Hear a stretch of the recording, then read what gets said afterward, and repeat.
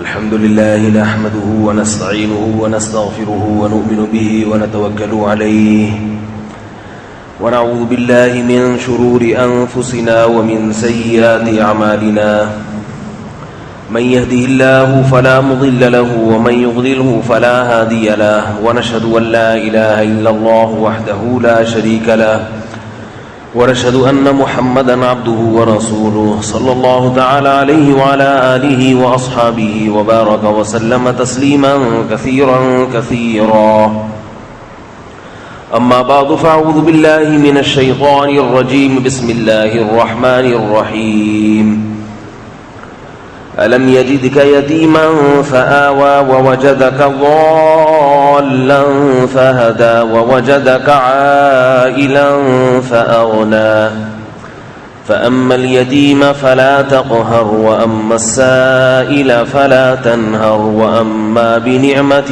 ربك فحدث. تقریباً 2-3 ہفتوں سے شکر نعمت کے بارے میں بیان چل رہا ہے. پہلے اس پر بات ہوئی تھی کہ شکر ادا کرنا اللہ کا نماز اور روزے کی طرح فرض ہے. دوسری بات پھر یہ چلی تھی کہ شکر ادا کرنے کے درجات کیا ہیں، کون کون سے کام ہیں جن کے کرنے سے ہم شکر گزار بندوں کی فہرست میں شامل ہو جائیں گے، یعنی شکر کا مفہوم کیا ہے. پہلی بات یہ بیان کی تھی کہ آپ کے پاس جو نعمت ہے، جو اللہ نے آپ کو نعمت دی ہے، اس کے وجود کا احساس ہو. آپ کو کس نے دی ہے یہ تو بعد میں ہے، پہلے یہ پتا ہو کہ یہ نعمت میرے پاس ہے. دوسرے نمبر پر یہ بات بیان ہوئی تھی کہ جو نعمت اللہ نے آپ کو دی ہے اس کی نسبت اللہ کی طرف ہونی چاہیے کہ اللہ نے دی ہے، میرا کمال نہیں ہے. اس پر بھی کافی تفصیل سے بات ہو چکی ہے. یہ جو میں نے پہلا نمبر بیان کیا کہ نعمت کے وجود کا احساس ہونا چاہیے، اس میں ایک بات رہ گئی جو ابھی ذہن میں آئی ہے کہ بعض لوگ یہ سمجھتے ہیں کہ اللہ نے اگر ہمیں کوئی نعمت دی ہے اور اس نعمت کے وجود کا ہمیں احساس ہوگا تو اس سے تو تکبر پیدا ہوتا ہے. یہ چیز تواضع کے خلاف ہے. ابھی میرے منہ سے نکلنے والا تھا، بات سمجھ میں آ رہی ہے کہ نہیں آ رہی؟ بڑی مشکل سے بریک لگائی ہے کیونکہ پرسوں میں نے اپنا ایک کلپ سنا قربانی کے مسائل، اس میں ہر 2 منٹ کے بعد بات سمجھ میں آ رہی ہے کہ نہیں آ رہی، تو میں خود پریشان ہو گیا. دل چاہ رہا تھا کہوں بھائی آ رہی ہے سمجھ میں، آگے چلو. تو انسان جب اپنی بات خود سنتا ہے نا کسی اور کے منہ سے، تو وہ تو موبائل سے میں خود سن رہا تھا تو ایسے لگ رہا تھا کوئی اور بول رہا ہے، تو مجھے احساس ہوا کہ یہ کچھ ذرا زیادہ ہو جاتا ہے، بات سمجھ میں آ رہی ہے کہ نہیں آ رہی، تو تکیہ کلام بن گیا ہے. سننے والے کو اس سے الجھن ہوتی ہے. ابھی پھر بولنے والا تو سمجھ میں آ رہی ہے کہ نہیں آ رہی. تو آہستہ آہستہ عادت چھڑائیں گے انشاءاللہ اس کو. تو میں یہ عرض کر رہا تھا کہ نعمت کے وجود کا احساس ہونا چاہیے. بعض دفعہ ایسا ہوتا ہے کہ آپ میں تواضع ہوتی ہے، تواضع، خاکسار بنے ہوتے ہیں آپ. بعض لوگوں پہ تواضع کا اتنا غلبہ ہو جاتا ہے، تواضع سمجھتے ہیں عاجزی، انکساری، ہم تو کچھ بھی نہیں ہیں، حقیر، فقیر. لوگ کہتے ہیں نا کہ آپ، ہمارے ایک شاگرد ہیں، ان کا جب بھی فون آتا ہے تو کہتے ہیں فقیر بات کر رہا ہوں. میں 2-3 دفعہ پریشان ہوا، میں نے کہا یہ فقیر چندے کے لیے بات کر رہا ہوگا یا شاید کوئی بھیک مانگنے کے لیے. تو جب بھی ان کا فون آئے جی فقیر بات کر رہا ہوں. میں نے کہا فقیر مجھے کیوں فون کر رہا ہے؟ میں کوئی سیٹھ صاحب ہوں جو چندے تقسیم کرتا ہوں لوگوں میں؟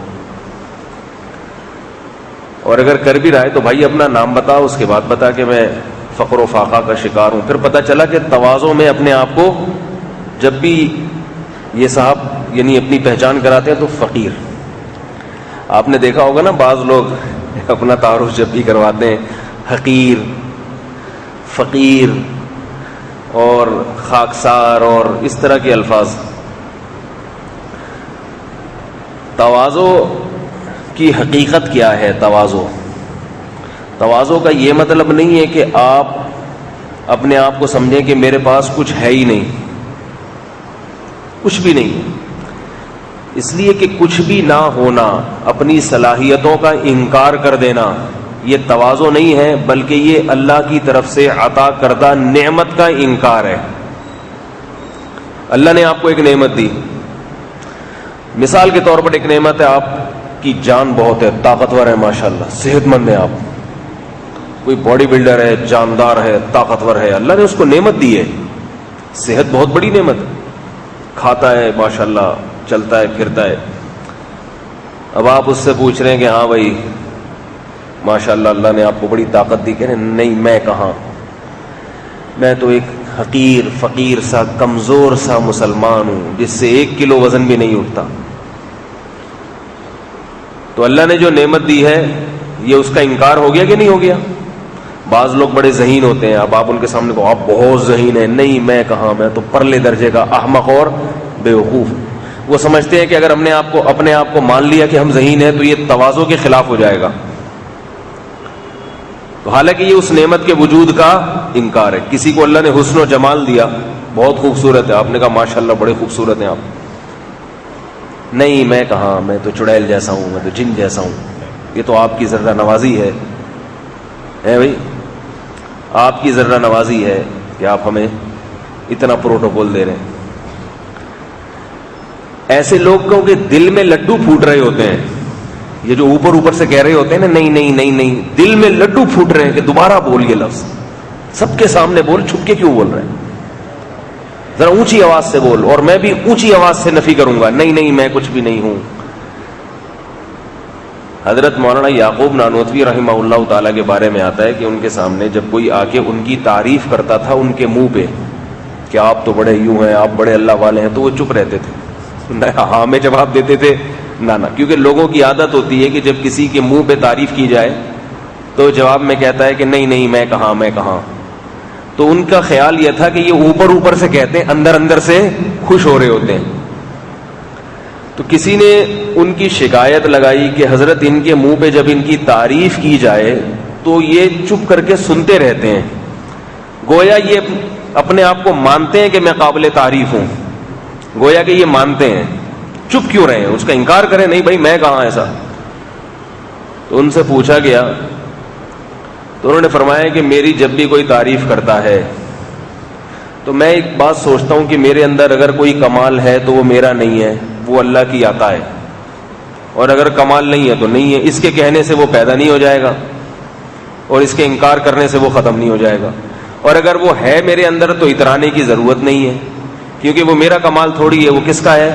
اللہ کا، بھیک ملی ہوئی اللہ کی طرف سے. تو اس لیے نہ مجھے خوشی ہوتی ہے اپنی تعریف سن کے کہ یہ حقیقت میں میری تھوڑی ہو رہی ہے، یہ تعریف کس کی ہو رہی ہے؟ اللہ کی، اور نہ اپنا برائی سن کے نہ غم ہوتا ہے. تو ان کے جو شیخ تھے نا، انہوں نے فرمایا کہ یہ تصوف کی انتہا ہے، بزرگی کی انتہا ہے کہ اس مقام پہ انسان پہنچ جائے کہ نہ تو اپنی برائی سن کے اس کو تکلیف ہو رہی ہے، غصہ آ رہا ہے، اور نہ اپنی تعریف سن کے اسے خوشی ہو رہی ہے. لیکن یہ ہر ایک کے لیے ضروری نہیں ہے. ایسا آپ بننے کی کوشش نہ کریں، نارمل سمپل مسلمان رہیں تو اچھا ہے. اپنی برائی سن کے اگر وہ غلط برائی ہو تو غصہ آنا ایک نیچرل عمل ہے، فطری عمل ہے، یہ کوئی غلط بات نہیں ہے. اگر آپ کی کوئی برائی کر رہا ہے اور وہ برائی آپ میں نہیں ہے تو آپ کو غصہ آ جاتا ہے تو یہ غلط نہیں ہے، یہ فطری چیز ہے. بعض لوگ کہتے ہیں نا اس کی برائی کرو تو اس کو ایسے غصہ آتا ہے، تو جب برائی کرو گے تو غصہ آئے گا کہ نہیں آئے گا؟ اور ایسے موقع پہ اگر وہ بدلے کے طور پہ آپ کی برائی کر دے تو بھی یہ نیچرل ہے. بعض لوگ کہتے ہیں اس کی برائی جب کرو تو پھر ہماری برائی بھی کرتا ہے، یہ کیسے دیندار ہے؟ اللہ نے فرمایا لا يحب اللہ الجہر بالسوء من القول الا من ظلم. اللہ کسی بری بات کو پسند نہیں کرتے سوائے اس کے لیے جس پر ظلم ہوا ہو. اس لیے علماء نے یہ بیان کیا کہ جس پر ظلم ہوا ہو تو اس مظلوم کے لیے ظالم کی غیبت کرنا بھی جائز ہے. سمجھ میں نہیں آ رہی بات؟ پھر وہی جملہ آ گیا نا, ظالم کی غیبت کرنا بھی جائز ہے, کیونکہ اس کے پاس انتقام لینے کے لیے اور کوئی راستہ موجود نہیں ہے. تو بیچارہ اگر اس کی برائی بھی نہیں کرے گا کہ فلاں نے میرے پہ ظلم کیا, زیادتی کی, تو وہ تو گھٹ گھٹ کے مر جائے گا. تو لا يحب اللہ الجہر بالسوء من القول الا من ظلم وجزاء سیئۃ سیئۃ بمثلها. فرمایا برائی کا بدلہ اسی درجے کی برائی ہے, یعنی لے سکتے ہو, کوئی ثواب نہیں ہے اس میں. ثواب کے بارے میں قرآن نے اصول بیان کیا, فمن عفا واصلح فاجرہ علی اللہ. دیکھو قرآن کے الفاظ میں کیسی بلاغت ہے. فرمائے جس نے برائی کا بدلہ نہیں لیا, معاف کر دیا, تو اس کا اجر کس کے ذمے ہے؟ اللہ کے ذمے. صرف اتنا جملہ نہیں ہے, اتنے الفاظ نہیں ہے, جس نے برائی کا بدلہ نہیں لیا, کسی پر ظلم ہوا اور اس نے معاف کر دیا, تو اس کا اجر کس کے ذمے ہے؟ اللہ کے ذمے. اگر صرف اتنی آیت ہوتی تو ہر ظالم کو معاف کرنے میں ثواب ہوتا, جبکہ بعض دفعہ ظالم کو معاف کرنے میں معاشرے میں فساد زیادہ پھیلتا ہے, کیونکہ لوگ ظلم پر اور زیادہ جری ہوتے ہیں. اس لیے قرآن نے ایک اور لفظ بڑھا دیا, فمن عفا واصلح, جس نے معاف کیا اور معاشرے کی اصلاح کی کوشش کی. یعنی اس کو پتا ہے کہ میرے معاف کرنے میں فائدہ زیادہ ہے, انتقام لینے میں فائدہ کم ہے. انتقام لینا جائز تو ہے, مگر معاف کروں گا تو معاملہ سدھر جائے گا. ایسی صورت میں معاف کرنا افضل ہے. اس کی میں ایک مثال دیتا ہوں.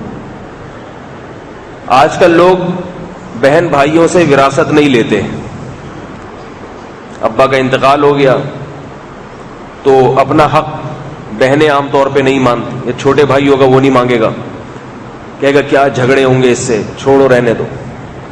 میرے پاس جب فون آتا ہے تو میں ان کو فساد کی ترغیب دیتا ہوں, فتنہ اور فساد کی. آپ حیران ہوں گے. میں کہتا ہوں اپنا حق لو, مانگو, چھوڑو نہیں. منہ سے نکلنا چاہ رہا ہے, اب اشاروں پہ گزارا کریں گے. میں ان سے کیا کہتا ہوں, اپنا حق وراثت کا چھوڑو نہیں. کیونکہ یہ جو کلچر ہمارے معاشرے کا ہے نا وراثت چھوڑنے کا, یہ کلچر صحیح نہیں ہے. اس کی وجہ سے بہت لوگوں کا حق مارا جاتا ہے. اس کا رواج ڈالو کہ باپ کے مرنے کے بعد وراثت تقسیم ہوگی, کچھ بھی ہو جائے, ایسی کی تیسی. یہ جو کہتے ہیں نا چھوڑو چھوڑو, کیوں چھوڑو؟ اللہ نے حصہ دیا ہے. اللہ نے قرآن مجید میں ایک ایک کا الگ الگ حصہ بیان کیا ہے, ایسے ہی تھوڑی بیان کر دیا.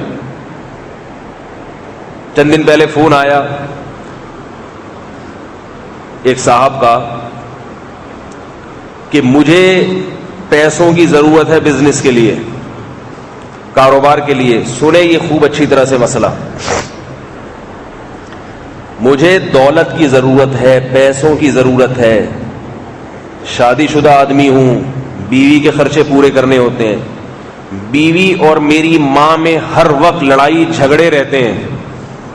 ایسی لڑائیاں ہو رہی ہیں کہ کیا فلسطینیوں اور اسرائیلیوں کی لڑائیاں ہوں گی, کیونکہ میں تھوڑا ان کے گھر کی حالت کو جانتا ہوں.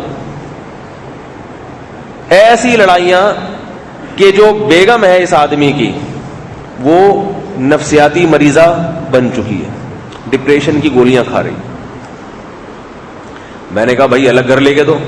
جب اتنی زیادہ نفرت ہو رہی ہے ماں بہو میں, ساس بہو میں اتنی قاتلانہ لڑائیاں ہو رہی ہیں, تو قطع نظر اس سے کہ غلطی کس کی ہے, لیکن جس کی بھی غلطی ہو نتیجہ تو یہ سامنے آ رہا ہے نا. بھائی بعض دفعہ غلطی بہو کی بھی ہے یا ساس کی بھی, ہمیں اس سے بحث نہیں ہے, لیکن یہ تو جو ڈپریشن کی گولیاں تو غلط ہو رہا ہے نا. تو اس کا حل کیا ہے؟ بھائی بیگم کو ماں سے الگ رکھو. اس کنڈیشن میں کہنے لگے کہ میرے پاس الگ رکھنے کے لیے پیسے نہیں ہیں کیونکہ وراثت پر والدہ محترمہ کا قبضہ ہے. ابا کی وراثت پر کس کا پھڈے باز بناتا ہوں میں یہاں لوگوں کو, یہ بتا دوں, یہی بتا دوں. بہت سے گھروں میں الحمدللہ میری وجہ سے ایسی لڑائیاں ہو رہی ہیں کہ میں بتا نہیں سکتا. اللہ کا بڑا فضل. اچھے بھلے محبت زندگی گزار رہے تھے, یہاں سے بیان سن کے جاتے ہیں, ایک فساد کھڑا کر دیتے ہیں. لیکن وہ جو میری وجہ سے فساد کھڑا ہوتا ہے نا, وہ بڑے فسادات سے روک دیتا ہے. آپ یہ بتا دوں, کتنے نوجوان اچھی ہنسی خوشی زندگی گزار رہے تھے, گھر میں جا کے شادی کی رٹیں لگانا شروع کر دی انہوں نے.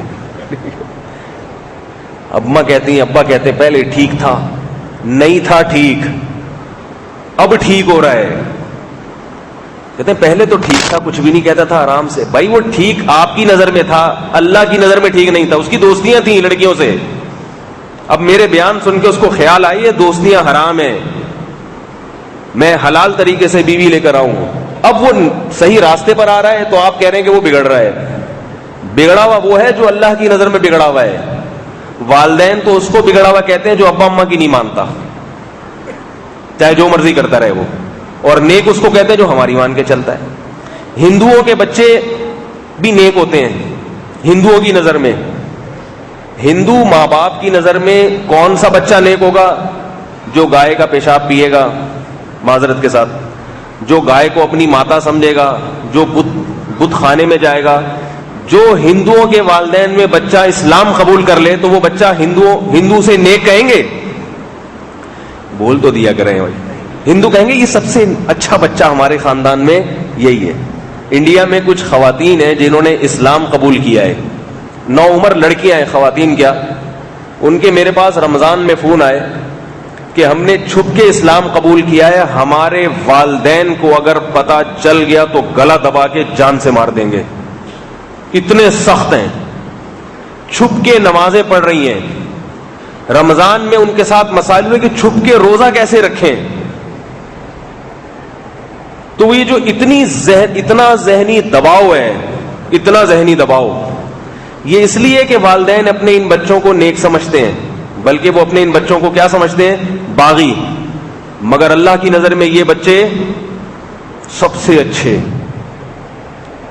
کیونکہ سب سے پہلے کس کا حق ہے بھائی؟ اللہ کا. تو ابا اماں بھی یہی کہتے ہیں کہ بچہ ہمارا بن کے ہے, باقی اس کی سینکڑوں لڑکیوں سے دوستیاں ہو جائیں. جو میرے پاس تو نوجوان نسل آتی ہے نا, کہتے ہیں منگیتر کے ساتھ صبح و شام میں فون پہ باتیں کرتا ہوں, پارکوں میں گھومتا ہوں, موٹر سائیکل پہ بٹھا کے شاپنگ کراتا ہوں, نہ میرے ابا کو اعتراض نہ میری اماں کو اعتراض. میں ابا سے کہتا ہوں ابا اس سے میرا نکاح کر دو, گھر میں آ جائے گی, 2 روٹی زیادہ کھا لے گی, 2 روٹی زیادہ پک جائے گی نا. صبح ناشتے میں جو پراٹھے جتنے بن رہے ہیں ان میں ایک پراٹھے کا بہت مشکل ہے سمجھانا بھائی صبح جتنے پراٹھے بن رہے ہیں, بہو کے آنے سے ایک پراٹھے کا اضافہ ہو جائے گا, ایک انڈا زیادہ آ جائے گا. ناشتے میں یہی ہوتا ہے نا, پراٹھا ہوتا ہے, انڈا ہوتا ہے, مکھن ہوتا ہے, ڈبل روٹی ہوتی ہے, تو 2 پیس زیادہ کھا لے گی. یعنی زیادہ تو نہیں کھائے گی, مطلب کہ زیادہ خرچ ہو جائے گا 2 پیس. دوپہر کھانے میں 1 آدھ روٹی زیادہ ہو جائے گی. اس پہ بھی تو منگیتر میں بھی تو خرچ ہو رہا ہے.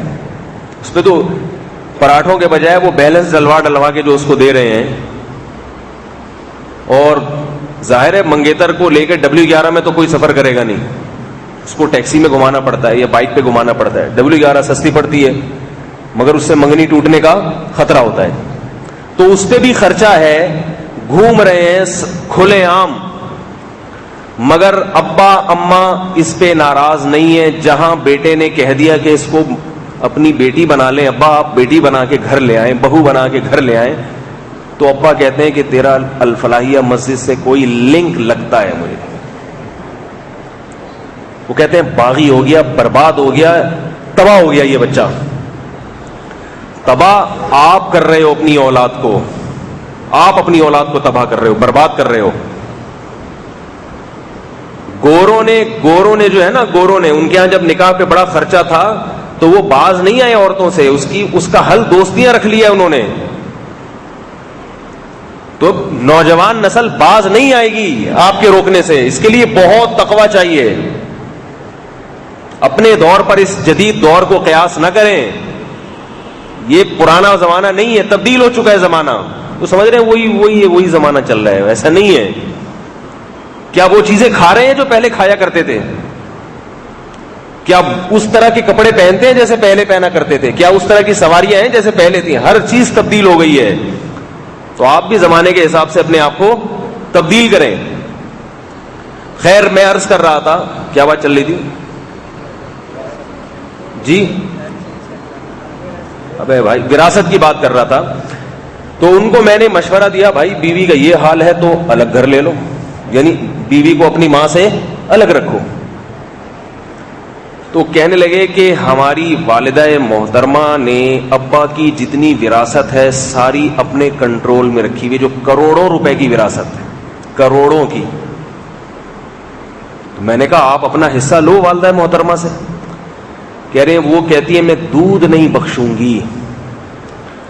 کر کیا رہی ہیں اس سے؟ کہہ رہے وہ میری بہنوں کی تعلیم پہ خرچ ہو رہا ہے پیسہ. ایک ڈاکٹر بن رہی ہے, ایک انجینئر بن رہی ہے, ایک کو اماں نے امریکہ بھیجنا ہے تو ان کے آنے جانے کا سارا خرچہ.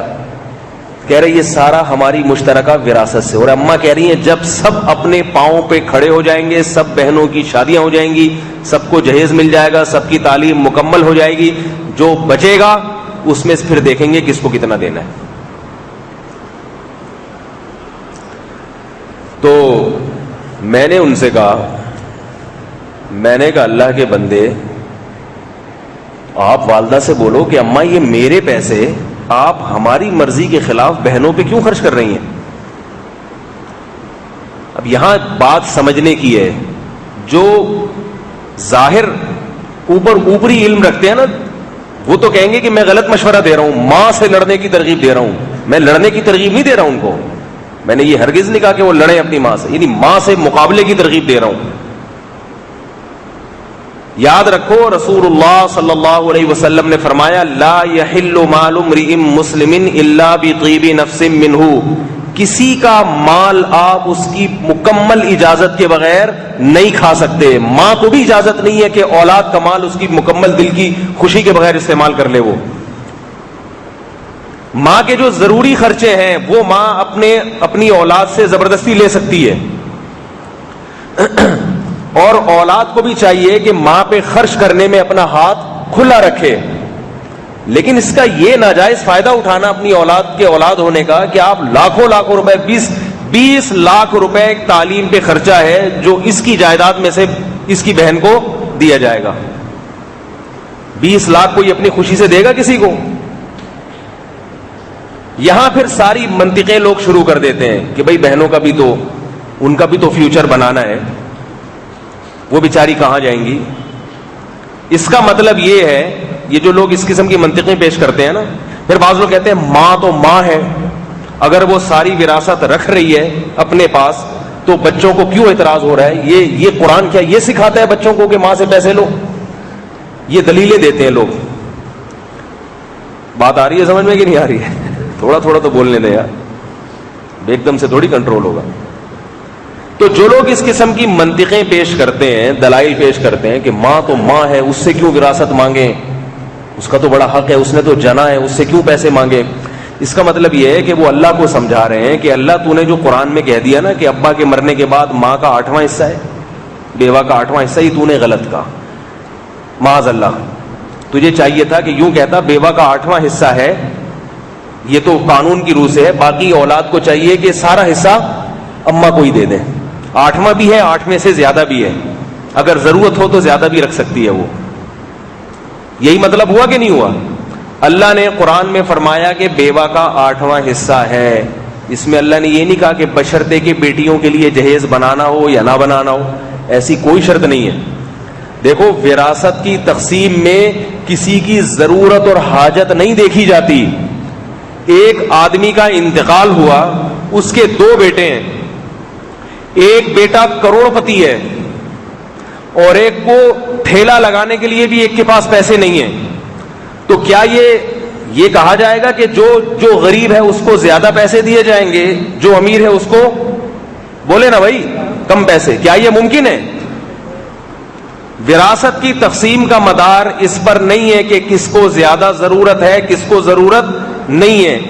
بیٹیوں کو جہیز کی ضرورت ہے, تعلیم حاصل کرنے کے لیے پیسوں کی ضرورت ہے, تو اماں نے ابا کی وراثت اٹھا کے بیٹیوں پہ خرچ کرنا شروع کر دی. یہ اللہ پہ الزام ہے کہ اللہ کا قانون غلط ہے اور اماں کو جو قانون ہے وہ زیادہ سمجھ میں آ رہا ہے. ایک آدمی کے پاس کھانے کے لیے روٹی نہیں ہے اور ایک اربوں کھربوں روپے میں کھیلتا ہے، دونوں کو وراثت اپنے باپ سے برابر کی ملے گی. تو میں نے ان سے کہا کہ ماں کے سامنے بد کلامی آپ نہ کریں، بدتمیزی نہ کریں، لیکن ادب تمیز کے دائرے میں رہ کے آپ والدہ سے اپنی وراثت مانگیں، کیونکہ آپ کو ضرورت ہے. ایک عورت کا گھر اجڑ رہا ہے، وہ نفسیاتی مریض بن گئی ہے. اور میں نے کہا جب 15 20 30 سال کے بعد آپ کو وراثت جا کے ملے گی تو آپ کو کرنا کیا ہے اس وراثت کا؟ بڈھے ہو جاؤ گے، بچے گی تو ملے گی وہ بھی، اور عیاشیوں پہ اڑائی جا رہی. یہ دعوتیں ہوتی ہیں. میں نے دیکھا ہے لوگوں کے گھروں میں ابا کا انتقال ہو گیا تو بیوہ خاتون اپنے شوہر کے مال کو دعوتوں میں اڑا رہی ہوتی، اپنے بچوں کی وراثت کا اور تقسیم کا خیال نہیں کرتی. سب عورتوں کی بات نہیں کر رہا میں. تو میں نے ان سے کہا کہ اپنی والدہ محترمہ سے محبت الفت کے ساتھ پیسے نکالنے کی کوشش میں لگے رہیں، بدتمیزی جائز نہیں.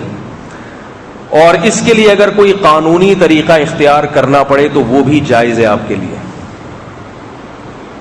سمجھ میں نہیں آ رہی بات؟ جائز اس لیے، ویسے تو اس لیے جائز ہے کہ آپ کا حق ہے، اللہ نے دیا ہے، لیکن یہاں آپ اگر اپنا حصہ نہیں لیتے تو ایک عورت پر ظلم ہو رہا ہے، وہ بھی کسی کی بیٹی ہے. میں نے کہا اگر آپ کی اماں کی بیٹی کے ساتھ کسی کے گھر میں یہ سلوک ہو رہا ہوتا تو آپ کی اماں اپنی بیٹی کو ورغلاتی کہ اپنے شوہر سے بولو کہ اپنے ماں سے حصہ مانگے. بہت مشکل. جو باتیں لوگوں کی سمجھ میں نہیں آ رہی ہوتی نا، وہ جب اپنے اوپر گزرتی ہیں تو وہ بغیر سمجھائے سمجھ میں آنا شروع ہو جاتی ہے. کمبخت حصہ کیوں نہیں مانگتی اپنا؟ پھر وہ اس کو یوں سمجھائے، کمبخت تیرے شوہر کو تو کروڑوں کی جائیدادیں ملی ہیں، تو کیوں اپنی ساس کے ساتھ بیٹھی ہوئی ہے؟ منوس، شرم نہیں آتی تجھے؟ لینا حصہ، کیس کرنا. پھر اس کو سمجھا رہی ہوں گی بیٹھ کے. تو ماں کے لیے حرام ہے، گناہ کبیرہ ہے کہ وہ اپنی اولاد کو اپنے شوہر کی جائیداد میں حصہ نہ دے اور سب پہ قبضہ کر کے بیٹھ جائے. مائیں ایسے موقع پہ تانا دیتی ہیں کہ میں تو ماں ہوں، مجھ سے زیادہ کون خیر خواہ ہو سکتا ہے. تو یہ بیوقوفانہ قسم کا تانا ہے کہ اگر آپ سے زیادہ اولاد کا کوئی خیر خواہ نہیں ہے تو آپ دے دیں نا وراثت. پھر اس کو یہ کیسی خیر خواہی ہے کہ آپ اس کے پیسے نہیں دے رہے اس کو؟ ہے بھائی، بہت مشکل ہے بھائی سمجھانا. جب وہ کہے نا کہ میں تو ماں ہوں، تو آپ ان سے کہیں ماں آپ ماں ہیں اس لیے تو آپ پر حیرانگی ہو رہی کہ آپ ہمارے پیسے ہم کو نہیں دے رہی. ماں تو اپنے پیسے بھی خرچ کر دیتی ہے اولاد پر. ہاں جب وراثت مل جائے پھر آپ اپنی خوشی سے اماں کو واپس کر دیں. بے شک اماں یہ لو، یہ تو ایک شریعت کا حکم زندہ ہو جائے. مولوی صاحب نے کچھ ممبر پہ سمجھائی تھی باتیں کہ تاکہ آج کل وراثت کی تقسیم بالکل ہی ختم ہو گئی. ہم سنت زندہ کرنا چاہ رہے تھے. مجھے اتنی ضرورت ہے، باقی سارا یہ کس کا ہے؟ آپ کا ہے. جب چاہیے جتنا چاہیے آپ. ماں پہ خرچ کرنے کا جتنا ثواب ہے اتنا تو کسی پہ بھی نہیں ہے. اللہ نے جو خرچ کرنے والوں کی فہرست بیان کی ہے نا، صحابہ نے پوچھا ماذا ينفقون. دیکھو قرآن کے عجیب الفاظ ہیں. صحابہ نے نبی سے پوچھا یا رسول اللہ ہم کیا خرچ کریں اللہ کی راہ میں؟ تو جواب کیا ہونا چاہیے؟ یہ چیزیں خرچ کرو. کیا خیال ہے؟ سورہ بقرہ میں ہے جب خرچ کرنے کی بہت زیادہ ترغیبات قرآن مجید میں نازل ہوئی تو صحابہ آئے نبی کے پاس، یا رسول اللہ ہم کیا خرچ کریں؟ یسألونک ماذا ينفقون. یہ آپ سے پوچھتے ہیں کہ یہ کیا خرچ کریں. تو جواب کیا ہونا چاہیے؟ پیسے خرچ کرو. جس کے کھجور کے باغات ہیں وہ کھجور خرچ کرے. ٹھیک ہے نا. لیکن قرآن نے جو سوال تھا نا وہ جواب نہیں دیا. جواب کر جو ہے نا وہ انداز بدل دیا. جواب یہ دیا قل ما انفقتم من خیر، جو بھی خرچ کرو فللوالدین، وہ سب سے پہلے اس میں کس کا حصہ ہونا چاہیے؟ والدین. سب سے پہلے والدین کو دو. علماء نے لکھا ہے کہ قرآن تو بڑی بلاغت کی کتاب ہے، اس سے زیادہ بلیغ کتاب تو پیدا نہیں ہوئی. تو یہ کیسا عجیب و غریب طرز ہے کہ سوال کیا پوچھا جا رہا ہے، جواب کچھ اور دیا جا رہا ہے. تو اس پہ علماء نے یہ حکمت بیان کی ہے کہ بعض دفعہ قرآن سوال کے مطابق جواب نہیں دیتا، اس لیے کہ وہ سوال کی قرآن کی نظر میں اہمیت نہیں ہوتی. تو اللہ نے یہاں بتا دیا کہ ہماری نظر میں اس کی اہمیت نہیں ہے کہ کیا خرچ کر رہے ہو، وہ تم خود ہی سوچ لو کیا کس کو دینا ہے، دینا کس کو ہے، خیال کس کا کرنا ہے. یہ ہم تمہیں بتاتے ہیں. سب سے پہلے کون ہے؟ والدین. اب ان کو دینا کیا ہے تم خود گھر میں بیٹھ کے سوچ لو. پیسے دینے چاہیے یا جو ہے وہ ہدیہ دینا چاہیے ان کو, یا کیا دینا چاہیے؟ قربانی کا گوشت دینا چاہیے, جو ہے ان کو کپڑے دینے چاہیے, چاول دینے چاہیے, کھجور دینی چاہیے. یہ خود بیٹھ کے فیصلہ کرو. یہ ہماری نظر میں اتنی اہمیت والی چیز نہیں ہے. اس کی مثال ایک اور ملتی ہے قرآن میں. فرعون نے حضرت موسیٰ سے پوچھا وما رب العالمین, رب العالمین کیا ہے؟ رب العالمین کی ڈیفینیشن کیا ہے؟ رب العالمین کو ڈیفائن کرو, یعنی اس کی تعریف. جیسے ہر چیز کی ایک ڈیفینیشن ہوتی ہے نا, حقیقت ہوتی ہے. پانی کی ڈیفینیشن ہے ہائیڈروجن کے دو اور آکسیجن کے ایک مل کے جو مالیکول وجود پانی ہے, وہ ہر چیز کی ایک نیوٹن کا قانون, and it is called Newton's قانون. ایک سکھ سے کسی نے پوچھا تھا نا کہ نیوٹن کا قانون سناؤ, تو اس نے کہا مس آخر سے آتا ہے, شروع سے نہیں آتا. آخر سے یاد ہے, شروع کا لفظ یاد نہیں ہے. تو چلو آخر سے سنا. تو کہہ رہے ہیں and it is called Newton's قانون, نیوٹنز لا. تو ہر چیز کی ڈیفینیشن ہوتی ہے. اب فرعون نے حضرت موسیٰ سے پوچھا وما رب العالمین, رب العالمین کیا ہے؟ صفات نہیں پوچھی کہ وہ کرتا کیا کیا ہے, اس کے کام کیا کیا ہے, بلکہ کیا پوچھا فرعون نے؟ کون ہے وہ, اس کی ڈیفینیشن کیا ہے؟ موسیٰ علیہ السلام نے جواب دیا رب السماوات والارض, جو آسمانوں کو پالتا ہے, جو زمینوں کو پالتا ہے. رب المشرق والمغرب, جو مشرق کو پالتا ہے, مغرب کو پالتا ہے, جو تجھے پالا جس نے اور تیرے باپ دادا کو پالا. اب بجائے اس کی ڈیفینیشن بیان کرنے کے رب کی صفات بیان کی جا رہی ہیں. تبھی فرعون نے کہا ان رسولکم الذی ارسل الیہ لمجنون, اے بنی اسرائیل اور اے میرے درباریوں, جس کو رسول بنا کر تمہاری طرف بھیجا گیا نا, معاذ اللہ یہ پاگل ہے, یہ مجنون ہے. اس سے پوچھ کیا رہا ہوں اور جواب کیا دے رہا ہے؟ وہاں بھی یہی حکمت ہے کہ بعض چیزوں کی ڈیفینیشن مشکل ہوتی ہے. آپ اگر اس کو ڈیفائن کرنے میں لگ جائیں تو بحث کا رخ بدل جائے گا. مثال کے طور پر میں کسی سے کہتا ہوں جاؤ گلاس میں پانی لے کر آؤ. اب اس کی نیت ہے کہ نہیں لائے, وہ جان چھڑانا چاہ رہے ہیں. وہ کہہ رہے ہیں آپ گلاس کی پہلے ڈیفینیشن بیان کریں تاکہ مجھے پتا چلے کہ گلاس کیا ہے, ایسا نہ میں لوٹے میں اٹھا کے لے آؤں پانی. اب میں کہہ رہا ہوں گلاس ایک ایسا برتن ہے جس کی 4 دیواری ہوتی ہے مگر گول گول ہوتی ہے, وہ یہ ڈیفینیشن ہو گئی نا. تو وہ کیا کرے گا, جگ اور بالٹی بھی گول ہوتی ہے, تو وہ بالٹی میں اٹھا کے لے آئے گا. وہ کہے گا اچھا بالٹی نہیں بھائی, بالٹی نہیں, بالٹی کو آپ 1000 سے تقسیم کر دیں تو جو جواب آئے وہ گلاس ہے. تو وہ کپ اٹھا کے لے آئے گا, کپ میں لانا ہے. نہیں بھائی کپ نہیں, وہ اسٹیل کا ہوتا ہے. اچھا تو اسٹیل کے کپ میں لے آؤں, 6 مہینے لگ جائیں گے, آپ اس کو ڈیفائن نہیں کر سکتے. تو اس کا یا تو ایک طریقہ یہ ہے کہ آپ بولو یہ گلاس ہے, یا ایسی چیز میں پانی اٹھا کے لے آؤ, یا آپ اس کی صفات بیان کرنا شروع کر دو. جو اتنی مشہور صفات ہیں اس کے کام بیان کرنا شروع کر دو, تو وہ اتنے مشہور ہیں کہ آپ کو اس کو ڈیفائن کرنے کی ضرورت نہیں رہے گی, ڈیفینیشن بیان کرنے کی ضرورت نہیں رہے گی. جیسے آپ بولو بھائی وہ چیز جس میں لوگ صبح شام پانی پیتے ہیں, اسی چیز میں پانی لے آؤ. بھائی جس میں تو بھی پانی پیتا ہے, ہم بھی پانی پیتے ہیں, ابا بھی پانی پیتے ہیں, امی بھی پانی پیتے ہیں, سب گھر والے جس میں ساری دنیا جس میں پانی پیتی ہے, عام طور پہ جو یوز ہوتا ہے وہ لے آؤ. تو وہ ممکن ہے آپ کو اس وقت بے وقوف تو کہے کہ میں گلاس کی ڈیفینیشن پوچھ رہا ہوں اور آپ اس کے اوصاف بیان کر رہے ہو, صفات بیان کر رہے ہو. اوپر سے بے وقوف کہے گا, لیکن اندر سے کہے گا یہ بڑا ہوشیار ہے. یہ کیا ہے؟ ہوشیار. تو فرعون نے موسیٰ علیہ السلام سے پوچھا رب کی ڈیفینیشن کیا ہے؟ اب اللہ کی کو کون ڈیفائن کر سکتا ہے؟ اللہ کی حقیقت اور ماہیت بیان کرنا ممکن نہیں ہے. تو موسیٰ علیہ السلام کو پتا تھا اگر میں اللہ کی حقیقت اور ماہیت کو بیان کرنے پر آؤں گا تو ایک مناظرہ شروع ہو جائے گا قیامت تک کے لیے, جو ختم نہیں ہوگا, اور فرعون یہی چاہتا ہے. تو کہا کہ چھوڑ اس کی ڈیفینیشن کیا ہے. جس نے تجھے پیدا کیا پانی کے قطرے سے, جس نے تیرے باپ دادا کو پیدا کیا, انزل من السماء ماء, جو آسمان سے پانی سے برساتا ہے, یہ کون ہے؟ جو ذات یہ کر رہی ہے نا, میں اسی کی طرف دعوت دے رہا ہوں. اس کی ڈیفینیشن کیا ہے وہ تو جانے اور تیری عقل جانے. تو فرعون نے تانا دیا کہ ان سے سوال کیا پوچھا جا رہا ہے, جواب کیا دے رہے ہیں, یہ مجنون ہیں, لیکن اندر سے سمجھتا تھا کہ یہ بہت ہوشیار ہیں, بہت ذہین ہیں. سمجھ میں نہیں آ رہی بات؟ میرا خیال ہے آ رہی ہے. تو کیا کہہ رہا تھا میں, بات کیا چل رہی تھی, اس کو پکڑ کے رکھا کریں نا, وہ موضوع بالکل چینج ہو جاتا ہے. ہاں, تو میں یہ عرض کر رہا تھا کہ اگر والدہ یہ کہتی ہیں کہ تم میرے بیٹے ہو, میرے لال ہو, تم مجھ سے میری وراثت مانگتے ہو, تو جواب کیا کہیں؟ ہاں, میں یہ عرض کر رہا تھا کہ بعض دفعہ سوال جو پوچھا جاتا ہے جواب اس کے خلاف ہوتا ہے. تو قرآن نے کہا کہ یسألونک ماذا ینفقون, یہ پوچھتے ہیں کہ کیا خرچ کریں, تو ان کو بتائیں کہ ان پہ خرچ کریں, والدین پہ سب سے پہلے, پھر دیگر رشتے. تو میں خدا نخواستہ میرے بھائی والدین کے حق کی نفی نہیں کر رہا. اللہ اس کے رسول صلی اللہ علیہ وسلم کے بعد اگر کسی کا حق ہے سب سے زیادہ تو وہ والدین.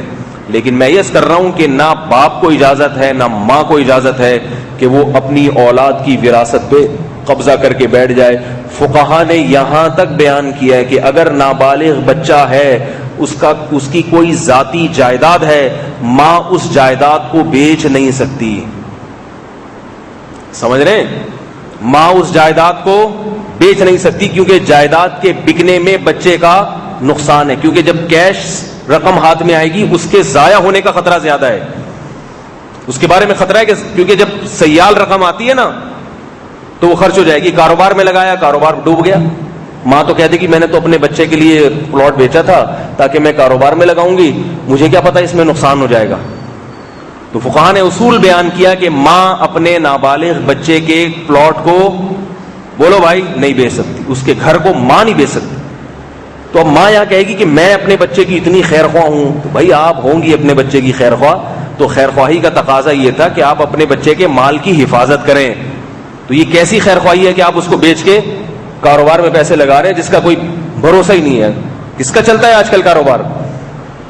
ہاں, ایسی صورت میں بیچ سکتی ہے کہ اس پہ قبضہ ہونے کا خطرہ ہو, ڈر ہے کہ یہ قبضہ ہو جائے گا. تو ایسی صورت میں چند لوگوں کو گواہ بنائے اور بتائے, ثابت کرے کہ بھئی یہ خطرہ, اس کا ایک پورا پروسیس ہے, اس کا ایک شرعی طریقہ ہے. تو اس لیے یہ بات یاد رکھیں کہ بعض دفعہ اپنا حق لینا یہ اس لیے ضروری ہوتا ہے کہ اگر آپ نے اپنا حق چھوڑ دیا تو لوگ مروت میں چھوڑنا شروع کر دیں گے, تو شریعت کی حکمتیں اور مصلحتیں فوت ہو جائیں گی. اس لیے وراثت میں پورا حق وصول کیا کریں. جب پوری رقم ہاتھ میں آ جائے, جو بھی آپ کا جتنا حصہ بنتا ہے وہ ہاتھ میں آ جائے, اس کے بعد آپ اپنی مرضی سے, میں نے ان سے کہا کہ آپ اپنی والدہ سے وراثت لیں, اس کے بعد آپ کہیں کہ مجھ سے جتنا ہو سکا میں بہنوں کی تعلیم پہ خرچ کروں گا. سمجھ میں آ رہی ہے بات؟ اول تو مرد کے ذمے نہیں ہے کہ وہ عورت کی تعلیم پہ خرچ کرے, یہ بھی یاد رکھیں. کچھ خرچے مردوں کے کندھوں پہ خامخواہ کے ڈال دیے گئے ہیں جس کی وجہ سے وہ ڈپریشن کے مریض بنتے چلے جا رہے ہیں. دو انتہاؤں کی طرف جا رہا ہے ہمارا معاشرہ. جو لبرل طبقہ ہے نا, سیکولر طبقہ ہے, جو انگریزوں سے متاثر ہے, وہ عورت کے کسی بھی قسم کے خرچے نہیں اٹھاتا. کہتا ہے ایسی تیسی جاؤ, کرایہ بھی اپنا خود دو. انگریزوں کے ہاں جو اپنی بیوی اگر ہو بھی جائے اتفاق سے, تو وہ اگر سفر کرتے ہیں تو بیوی اپنا کرایہ دے گی, شوہر اپنا کرایہ, وہ اپنی ڈبل روٹی منگوائے گی, وہ اپنے ان کے ہاں ہے ہی نہیں کوئی خرچہ عورت کا اپنے ذمے لینا ہی. نہ ماں باپ کا خرچہ, ماں باپ اولڈ سینٹر ہے اس کے لیے, اولڈ ہاؤس بنے ہوئے ہیں, وہ جاؤ بھی وہاں جا کے چلے جاؤ. تو وہ ایک انتہا کی طرف جا رہے ہیں, کوئی خرچہ کسی قسم کی ذمہ داری اٹھانی نہیں ہے. اور ایک انتہا ہمارے ہاں کے شریف مرد, شریف شرفا ہو, کیونکہ ہمارے یہاں بھی جو شریف آدمی نہیں ہے وہ بھی نہیں اٹھاتا کوئی ٹینشن, کہتا جاؤ میں کیوں اٹھاؤں, وہ تھوڑے بہت خرچے کر دے گا, باقی وہ بھی نہیں اٹھا رہا آج کل. لیکن بیچارہ اگر خدا نخواستہ وہ شریف نکل آیا, یعنی عورت کو اندازہ ہو جاتا ہے میرا میاں شریف ہے, 3-4 دن میں اس کو اندازہ ہو جاتا ہے. نہیں آ رہی میرے خیال ہے بس. پھر وہ سارے خرچے کس پہ ڈالتی ہے, یعنی جو خرچے شوہر کے ذمے نہیں بھی ہیں, سارے خرچے. ایک صاحب کا فون آیا میرے پاس کہ میری انکم اتنی ہے, بچے سٹی اسکول میں پڑھتے ہیں اور میں ادھار پہ آ گیا ہوں, کھانے کے لیے روٹی نہیں ہے میرے پاس, بچے کہاں پڑھ رہے ہیں, سٹی اسکول, بھاری بھرکم فیسیں جا رہی ہیں بچوں کی, اور میں بڑا پریشان, بیٹیاں بھی اور بیٹے بھی. اور گھر کا جو ایک ہمارا اسٹینڈرڈ ہے کھانے پینے کا وہ بھی کم نہیں ہو سکتا، لہذا ادھار لے لے کے انڈے پراٹھے کھلا رہا ہوں، کیونکہ اب ظاہر ہے وہ تو بڑا مسئلہ ہو جائے گا نا بھائی. ایک دفعہ آپ جس اسٹینڈرڈ پہ لے آئے اپنے گھر والوں کو تو ریورس تھوڑی ہو سکتے اس سے، وہ پیچھے تھوڑی ہٹو گے، وہ تو آپ کی جان کو بن جائے گی. تو میں نے ان سے کہا بچے نکال لو سٹی اسکول سے. کہہ رہے میں نکالوں گا تو سسرال سے اتنے تانے ملتے ہیں مجھ کو کہ ہم منع کر رہے تھے کہ تیسرا پیدا نہیں ہونا چاہیے. جب تمہارے پاس اسکول میں پڑھانے کے لیے پیسے نہیں ہیں تو 2 کے بعد تمہیں بریک لگا لینی چاہیے تھی، تیسرا کیوں آیا؟ اب کیا اسے جاہل بناؤ گے؟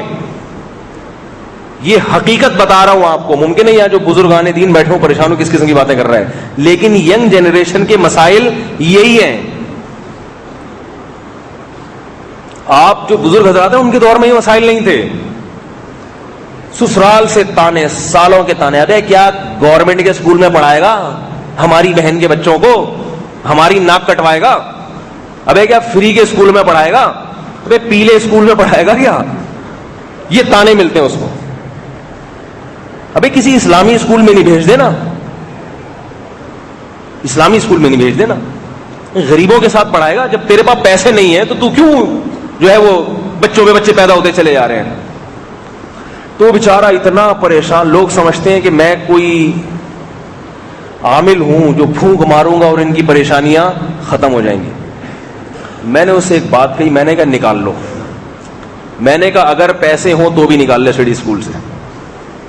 کیوں؟ میں نے کہا شیر بن کے جیو گے نا، عزت کے ساتھ جی لو گے، اور اگر گیدڑ بن کے یہ کتوں کی طرح زندگی گزاری تو ساری زندگی تمہیں تمہارے سسرال والے اور گھر والے ٹارچر. تم باپ ہو تو باپ کا مطلب وہ یہ فیصلہ کرے گا کہ میں نے اپنے بچوں کو کہاں پڑھانا ہے، پڑھانا بھی ہے کہ نہیں پڑھانا. میں نے کہا اعلان کر دو میں نے پڑھانا ہی نہیں ہے.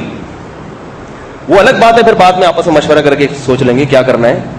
ان کو یہ بتاؤ کہ میں نے پڑھانا ہے. میں 1 نمبر کا جاہل آدمی، انہیں پڑھانا ہی نہیں. بھائی باپ سے زیادہ کون خیر خواہ ہوگا اللہ کے بندو؟ اس کو اپنی اولاد کے مستقبل کی جتنی فکر ہوتی ہے کسی اور کو تھوڑی ہوتی ہے. دوسروں کو فکر اس لیے زیادہ ہو رہی ہے کہ ان کو اس فکر پہ پیسے نہیں لگ رہے. ان کے مشورے کے پیسے ہوتے ہیں اور آپ مشورہ لے لیں پھر بھی آ کے مشورہ سٹی میں داخل کرو، اس کو یوں کرو، اس کو ٹیوشن بھی لگوا دو شام کے وقت میں، 5,000 روپے کا ایک ٹیوٹر بھی رکھ لو. تو میں نے کہا سسرال والے آپ کو مشورے دیتے رہیں گے، مسلط ہوتے رہیں گے، کیونکہ ان کو پتا ہے کہ مشوروں پر پیسے، بولو بھائی، پیسے تمہارے خرچ ہو رہے ہیں. میں نے کہا میں تو اس کا قائل ہی نہیں ہوں کہ اپنے بچے کو ایسے اسکول میں پڑھایا جائے کہ اس کے پاس تعلیم ہو اور تربیت کا جنازہ نکل جائے. میں اپنی ذاتیہ، میں کسی کو یہ نہیں کہہ رہا اپنے بچوں کو اسکول سے نکال لیں، سٹی اسکول سے یا کسی اور، میں یہ نہیں کہہ رہا. آپ جانے میں اپنی اولاد کو کبھی بھی ایسے اسکول میں نہیں پڑھاؤں گا، کیونکہ میں نے تباہی بربادی دیکھی اپنی آنکھوں سے. بچہ نہ باپ کو مانتا ہے نہ ماں کو مانتا ہے، گھروں میں لڑائیاں. ایسے ہی اسکول کے ہمارے ایک رشتے دار ہیں، انہوں نے اپنے بچوں کو داخل کیا تو باپ اپنے بیٹے سے کہہ رہا ہے کہ نکل جاؤ گھر سے، تو بیٹا کہہ رہا ہے آپ نکل جاؤ گھر سے. بہت ایجوکیٹڈ لڑکا ہے، صحیح ہے نا. میں نے گورنمنٹ کے اسکول میں پڑھا ہے. میں کبھی الحمدللہ اپنے باپ کے بارے میں سوچ بھی نہیں سکتا تھا کہ میں اپنے باپ کو یہ جملہ کبھی کہوں گا. مدرسوں میں پڑھا ہے، مدرسوں میں، لیکن الحمدللہ کبھی میری شو مارنے کے لیے واقعہ نہیں سنا رہا. بعض چیزیں انسان اس لیے بتاتا ہے تاکہ لوگوں کو عبرت ہو کہ اللہ نے ٹوٹا پھوٹا ہمیں کچھ اگر دین کا کام لے رہا ہے تو یہ 2-4 نیکیاں زندگی میں کی ہیں.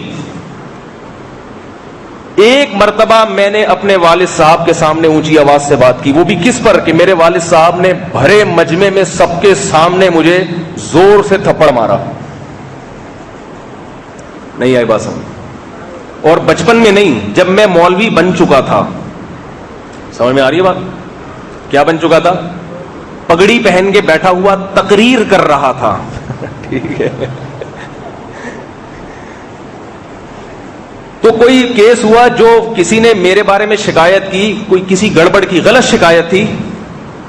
وہ جرم مجھ سے نہیں ہوا تھا، کوئی پھڈا ہوا تھا کسی محلے میں کسی نیک شریف آدمی سے. تو میں اس پھڈے میں ملوث نہیں تھا براہ راست، کوئی دوسرا آدمی ملوث تھا. تو کسی نے شکایت لگائی کہ آپ کا بیٹا بھی اس میں ملوث تھا. اور ابھی وہ جا کے جو سمجھا رہا تھا نا میں ان کو، تو وہ سمجھ رہے کہ یہ وہی پھڈے بازی میں لگا ہوا ہے. تو والد صاحب نے آ کے زور سے ایک تھپڑ مارا، مجھے نہیں پتا یہ آیا کہاں سے ہے،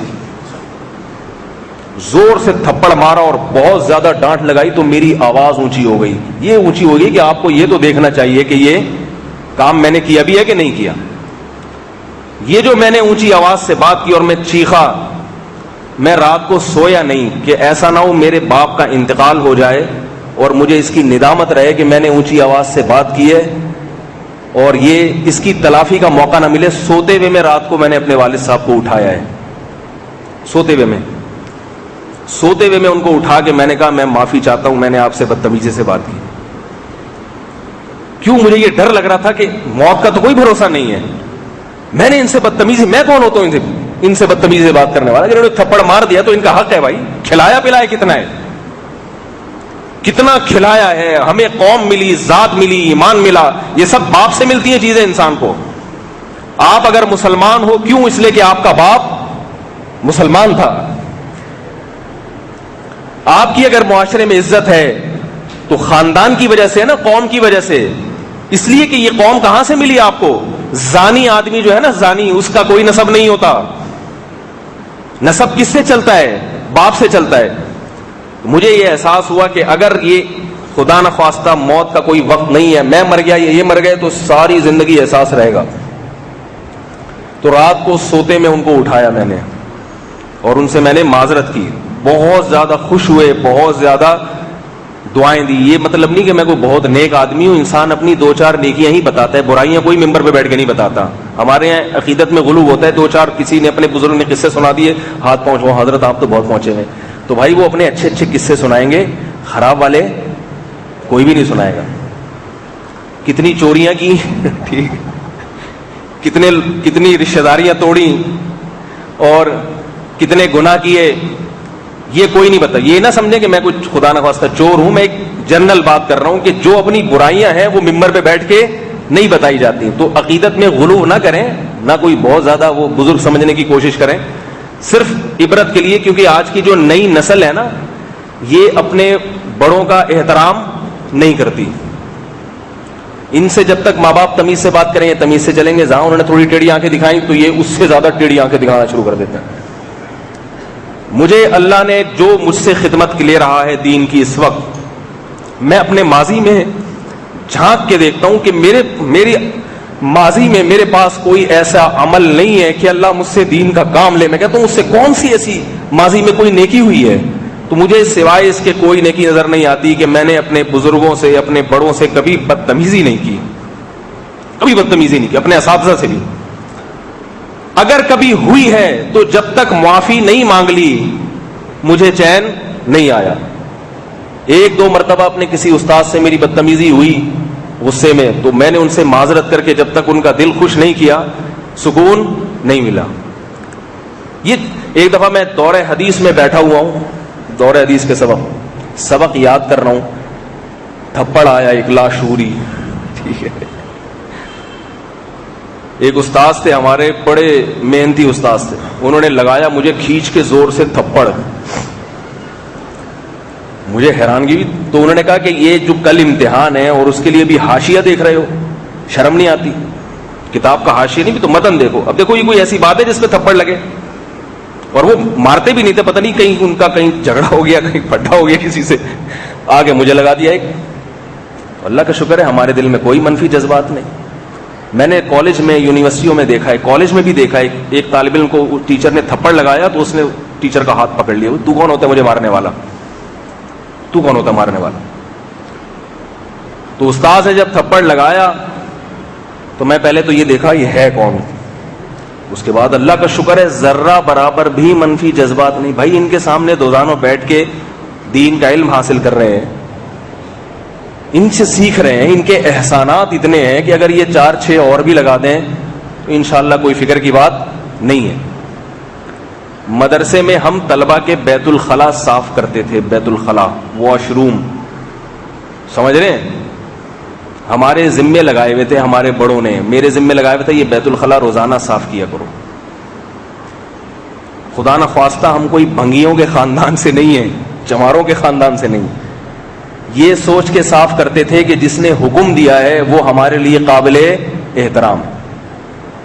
یہ شاید اللہ نے تھوڑی سی نیکی کروا لی، اور کوئی نیکی نہیں ہے اپنے اعمال میں جس کی یہ برکت ہے کہ اللہ ٹوٹا پھوٹا دین کا کام لے رہے ہیں. میں یہ شو مارنے کے لیے نہیں سنا رہا، صرف آپ کو اس لیے سنا رہا ہوں کہ ہماری جو نئی نسل ہے نا، نوجوان، اس میں تمیز نام کی کوئی چیز باقی نہیں بچی ہے. یہ احسانات نہیں دیکھتے، کسی کے احسانات نہیں دیکھتے، یہ جواب دینا جانتے ہیں. ایک دفعہ میرے بڑے بھائی نے میری ٹھکائی لگائی جب میں مولانا بن چکا تھا. وہ ٹھکائی پتہ نہیں بہت ہی غلط بات پہ، یعنی میری غلطی نہیں تھی، اس میں 100% لگتا ایسا ہی تھا. ویسے تو ہر آدمی یہی کہتا ہے کہ دوسرے کی غلطی ہے. ٹھکائی لگا دی. وہ مجھ سے عمر میں بڑے بھی 12 سال، لگا دی. ہم پٹ گئے. ہاتھ اٹھانے کا الحمدللہ ہمارے ہاں خاندان میں تصور نہیں کہ چھوٹا بڑے پہ ہاتھ اٹھا لے. پٹ گئے، مار کھا لی. ہم نے کہا ابھی تو کھا لو، پھر دیکھتے ہیں بعد میں. ذرا کمپلین کی مدرسے میں، کیونکہ میرے بھائی کا بھی اسی مدرسے سے تعلق تھا، انہی اساتذہ سے. جیسے کسی کا مجھ سے تعلق ہو نا تو لوگ میرے پاس آ کے پوچھتے ہیں حضرت فلاں نے یہ کیا تو کیا کریں، تو وہ میں کہوں دوسرے کو بھی بلا لو. تو ایسے ہی کمپلین گئی.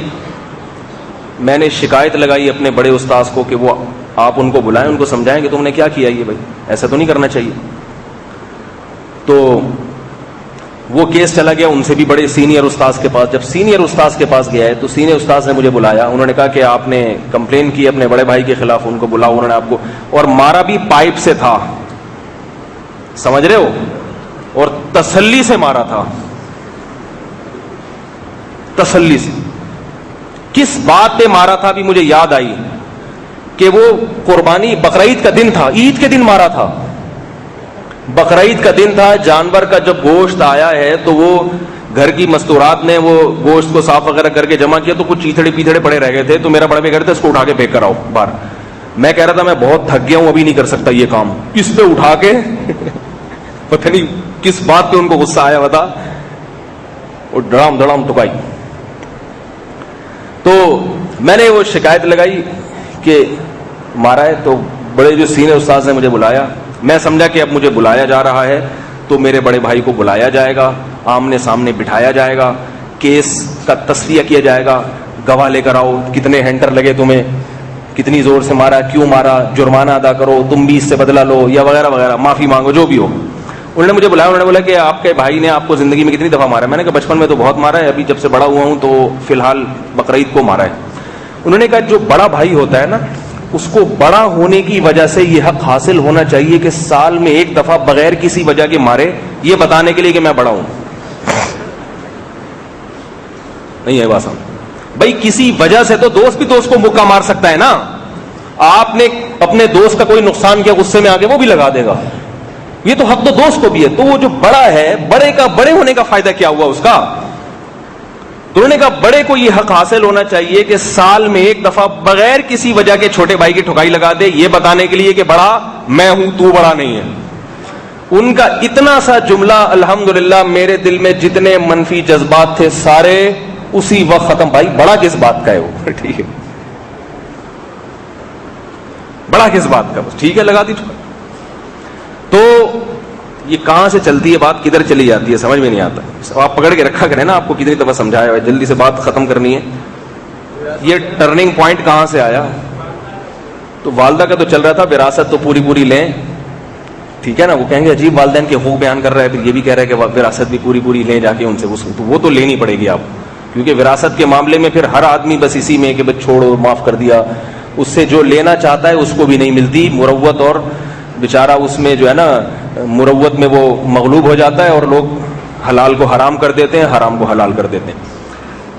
یہ بات کہیں سے چل رہی تھی، اس کو جلدی سے. ہاں بعد میں آپ اس پہ خرچ کریں، وراثت اپنی پوری لیں.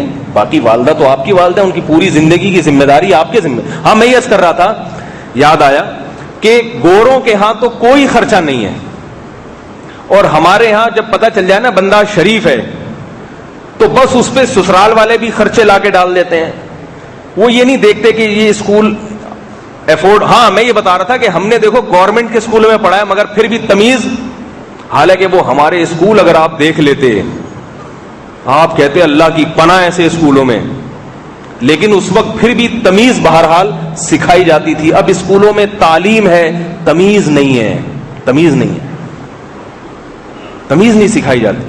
تو میں نے دیکھا ایک اچھے اسکول میں ایک بچے کو پڑھتے ہوئے اپنے ہی رشتہ داروں میں کہ بیٹا باپ سے کہہ رہا ہے کہ نکل جاؤ یہاں سے, سوری باپ بیٹے سے کہہ رہا ہے نکل جاؤ یہاں سے, بلکہ باپ بیٹی سے کہہ رہا ہے کہ نکل جاؤ یہاں سے. بیٹی کا واقعہ تھا, بیٹی کہہ رہی ہے آپ نکل جاؤ میرے گھر سے. تو یہ حساب کتاب ہے, یہ چل رہا ہے سیٹ اپ آج کل. میں نہیں منع کر رہا کہ آپ بچوں کو اچھے اسکولوں میں نہ پڑھائیں, تعلیم بھی ضروری ہے, مگر اللہ کے بندو یہ تو دیکھو کہ اس میں بچہ بگڑ تو نہیں رہا. پہلے اچھا انسان بناؤ, بعد میں اس کو تعلیم دو. صرف اگر تعلیم سب کچھ ہوتی تو مرزا غلام احمد بھی بہت ایجوکیٹڈ تھا.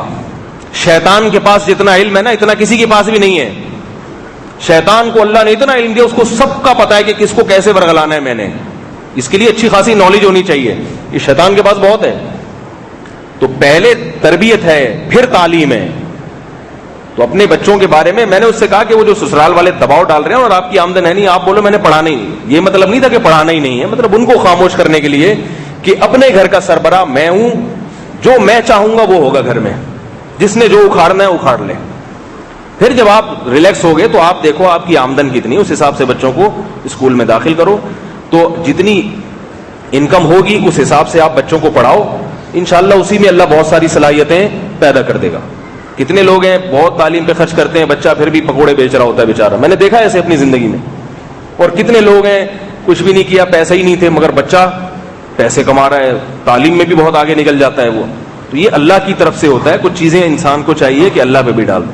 تو بہنوں کی جو تعلیم کا خرچہ ہے وہ بھائی کے ذمے نہیں ہے, اس پہ نہیں ڈالنا چاہیے آپ کو. اگر کسی کے پاس اضافی پیسے ہیں تو ٹھیک ہے تعلیم پہ خرچ کر دے, پیسے نہیں ہے تو بتا دے بھائی میں نہیں کر سکتا, اس میں کوئی گناہ نہیں ہے, کوئی قطع رحمی نہیں ہے. تو یہ ساری چیزیں ہیں جو ہمارے معاشرے میں شریف آدمی پر بہت زیادہ ذمہ داریاں ڈال دی جاتی ہیں. اور جو بدماش ہوتا ہے نا گھر میں, وہ اپنی مزے کی زندگی, وہ کہتے ہیں میں کسی کو کچھ بھی نہیں دوں گا, اس کو کچھ نہیں کہتے. وہ شرافت میں اس کو دبائے چلے جائے, جو شریف ہے اس کو شرافت میں دبائے چلے جاتے ہیں, اور جو بدماشی پہ آ جائے تو اسے وہ کہتے ہیں ٹھیک ہے جیسی زندگی گزارو تم. تو اعتدال کی راہ اختیار کرنی چاہیے. جو شریعت نے خرچے ڈالے ہیں وہ تو دینے پڑیں گے, جو غریبیاں ہیں ان کو غریبی ہی رہنے دو. کچھ خرچے ایسے ہیں جو غریبی میں آپ کریں تو اچھی بات ہے, نہیں کریں تو کوئی گناہ نہیں ہے, تو اس کو غریبی رہنے دو. سمجھ رہے ہیں؟ اللہ تعالیٰ ہم سب کو سمجھنے کی عمل کی توفیق عطا فرمائے. جو میں نے بیان شروع کیا تھا اگلے ہفتے پھر اسی کو کنٹینیو کروں گا انشاءاللہ, کہ شکر میں جو ہے تیسرا درجہ شکر کا کیا ہے, 2 درجے تو ہو گئے نا, تیسرا درجہ بیان ہوگا. اللہ عمل کی توفیق عطا فرمائے.